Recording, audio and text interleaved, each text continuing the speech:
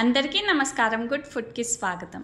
ఈరోజు మనం చియా సీడ్స్తో ఒక వెయిట్ లాస్ డ్రింక్ చేసుకుందామండి. వంటతో పని లేకుండా 2 టేబుల్ స్పూన్స్ చియా సీడ్స్ని 4 to 5 టైమ్స్ వాటర్ ఎక్కువ తీసుకొని అందులో సోక్ చేసుకోవాలండి.